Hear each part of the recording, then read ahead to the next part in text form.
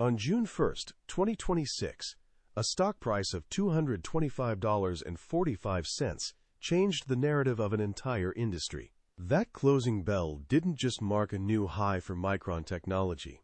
It pushed the company's market capitalization past $1 trillion for the first time. Micron, a name that for decades was synonymous with boom and bust cycles, PC memory chips, and investor heartburn, had joined the trillion-dollar club. It now sat alongside Nvidia, Apple, Microsoft, and Alphabet. How did a company that was bleeding revenue just 3 years earlier, a company that was written off as a cyclical commodity dinosaur, suddenly become the new AI king? The Surface A NSWER is high bandwidth memory, or HBM, the specialized chips that feed Nvidia's AI behemoths.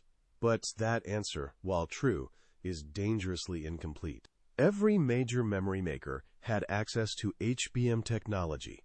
Samsung and SK Hynix were in the race. Why did Micron win? And more importantly, does this trillion-dollar valuation represent a permanent transformation, or is it just the peak of another cycle, waiting to crash to undo? I stand this. You have to go back to 2017. That's the year Sanjay Mehrotra took over as CEO of Micron. At the time, the stock was trading around $30. The company's market cap was roughly $30 billion. Mehrotra was not a typical semiconductor CEO from the DRAM world. He was a flash memory pioneer. In 1988, he co-founded SanDisk, a company that essentially invented the flash storage market.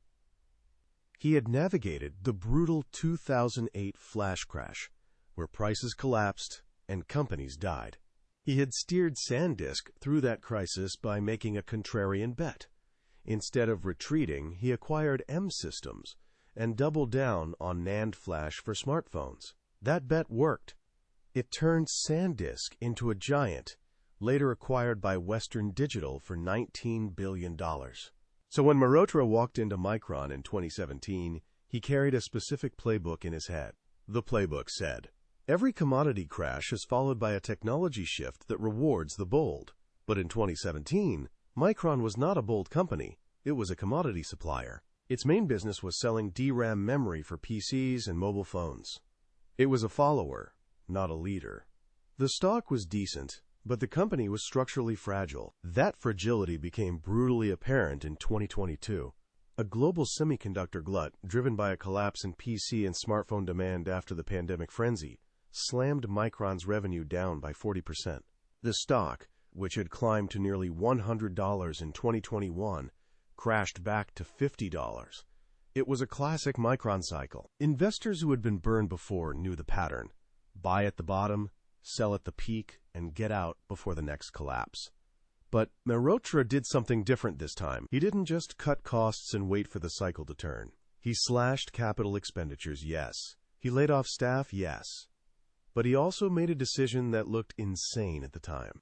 He refocused the company's entire research and development budget on a single, unproven product line: high bandwidth memory for AI data centers. In 2022, that bet made no sense. The AI boom was still a story for the future.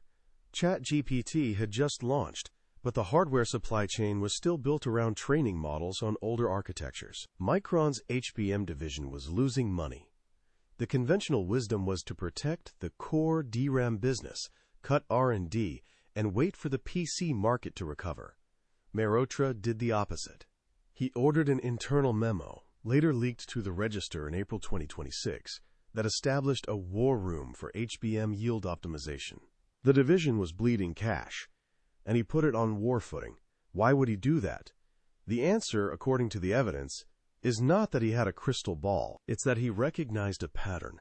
In the 2008 flash crash, the companies that survived and thrived were the ones that invested in new technology during the downturn. NAND flash for smartphones was a niche in 2008. By 2012, it was the entire market. Mehrotra saw that AI data centers were about to create a similar shift. The problem was that he didn't know when. He was betting on timing, and for a while, it looked like he had bet wrong. In 2023, Micron's revenue was still falling. The stock was stuck around $50, Analysts were calling for his head. But then, in March 2024, Nvidia released the technical white paper for its new Blackwell GPU architecture. Buried in that document was a specification that would change everything. The Blackwell GPU required a specific type of high-bandwidth memory called HBM3E, and it required a specific bandwidth and power efficiency that, at the time, only Micron's 1-beta process node could deliver at scale. This is where the story gets interesting. Samsung and SK hynix were not asleep. They were both developing HBM3E as well, but they ran into problems. In January 2025, SK hynix publicly disclosed a 12-month delay in its 1C nanometer HBM3E production due to thermal issues. The chips were overheating. Samsung had its own yield problems. Micron, by contrast, had spent the 2022-2023 downturn perfecting its 1-beta node specifically for HBM. The company had made a deliberate, risky capital allocation decision. Its 2024 annual report shows R&D spending jumped to 18% of revenue, up from 12% in 2022. That money was not spent on PCG RAM. It was spent on HBM and hybrid bonding technology. The result was that when Nvidia needed a supplier that could deliver HBM3E at high volume with low power consumption, Micron was the only one that could do it. Independent tests by Semiconductor Engineering in April 2026 confirmed that Micron's HBM3E consumed 30% less power than SK hynix's equivalent. For Nvidia, that mattered enormously. The Blackwell GPU has a thermal design power of 1,000 watts. Every watt saved on memory is a watt that can be used for compute. Micron's power advantage was not a small detail. It was the deciding factor. By the end of 2024, Micron's stock had tripled to $150. The company had captured about 25% of the HBM market. By 2025, the stock reached $200. And then, on June 1, 2026, it crossed the $1 trillion threshold. The Q2 2026 earnings report, released on May 15th, showed revenue of $18.2 billion, up 120% year over year. HBM revenue alone accounted for $7.5 billion. The transformation was real. But here is where the story gets complicated. On June 2, 2026, the day after Micron hit the $1 trillion mark, Samsung announced a $15 billion joint venture with TSMC to co-develop HBM4 by 2028. Micron's stock immediately dipped 3%. The $1 trillion crown was already under attack. This is the moment where the narrative splits. There are three distinct views on what happens next. The mainstream bull case says Micron's $1 trillion valuation is justified because HBM demand will grow at a 60% compound annual growth rate through 2030. The argument is that AI models are not a fad. They require exponentially more memory bandwidth with each generation. Micron, having secured long-term contracts with Nvidia and major cloud providers that lock in prices through 2028, is no longer a cyclical commodity stock. It is a permanent AI infrastructure play. The mainstream bear case, articulated by a short seller report from Kerrisdale Capital in May 2026, argues the opposite. They say HBM is still a commodity-like product. Samsung and SK hynix will solve their yield issues by 2027. When they do, margins will collapse, just as they have in every previous DRAM cycle. The bears point to history. Micron's stock crashed in 2018 and 2011. In 2008, the pattern is clear. The company is still a cyclical beast that just happened to catch a wave. But there is a third view, an alternative contrarian argument, that is more interesting than either the bull or bear case. This view says that Micron's real advantage is not HBM at all. It's the company's intellectual property in 3D NAND stacking. HBM is a short-term product cycle. It will be replaced by newer architectures within 5 years. But 3D NAND stacking, the technology Micron has been quietly perfecting for years, could enable AI on-chip memory for edge devices. Imagine a smartphone that runs a local AI model without needing to connect to a cloud server. Imagine autonomous vehicles that process sensor data in real time without a data center. That is the long-term opportunity. The trillion-dollar valuation, according to this view, is not about HBM. It's about the bet that Micron can become the memory supplier for distributed AI. The market is already pricing that future in. So which view is correct? To answer that, you have to go deeper into the evidence. And that evidence reveals something uncomfortable. The leaked internal memo from April 2026 showed that Micron's war room for HBM yield optimization was established in 2023 when the division was losing money. That was a contrarian bet.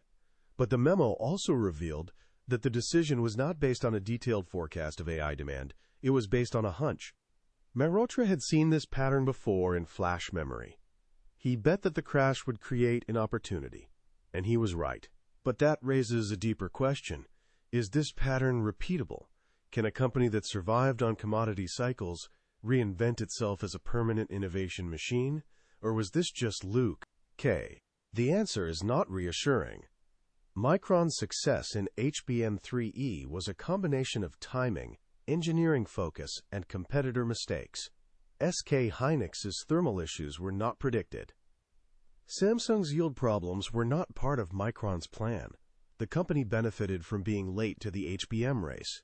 Micron originally exited the HBM market in 2018 when AMD first announced the technology. At the time, the market was too small. But by re-entering in 2021, Micron was able to skip the early, flawed designs that competitors had committed to. They jumped directly to HBM3E, which was the generation that Nvidia needed.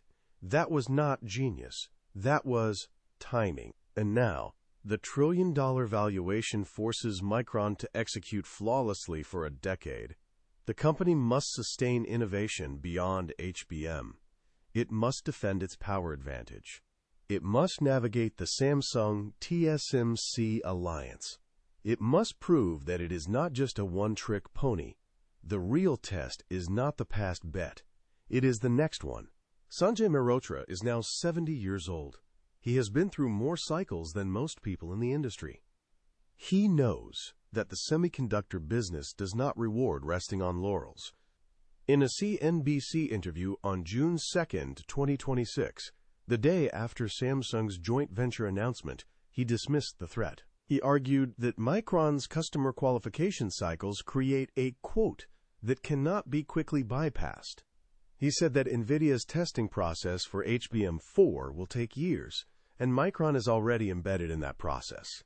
He may be right, but the history of the semiconductor industry is littered with companies that had a moat until they didn't. The deepest question, the one that the trillion-dollar valuation cannot answer, is whether Micron has truly changed its DNA. Can a company that was built on commodity cycles, that fired and hired based on market swings, that treated innovation as a cost center, genuinely transform into a permanent innovation machine, or will it revert to type the moment the next downturn comes? The evidence from the 2022-2023 crash suggests that Mehrotra's playbook works, but it only works if the leadership is willing to make contrarian bets during the bad times. The next downturn is coming. It always does. And when it comes, Micron's board will have to decide whether to follow the same playbook or to retreat. That decision will determine whether the trillion-dollar valuation was the beginning of a new era or just the peak of a very profitable cycle. For now, Micron sits at the table with Nvidia, Apple, Microsoft, and Alphabet. The company that was once a boring, cyclical stock is now an AI king. But in this industry, kings are not crowned forever. They are crowned for one cycle at a time, and the next cycle is already being written.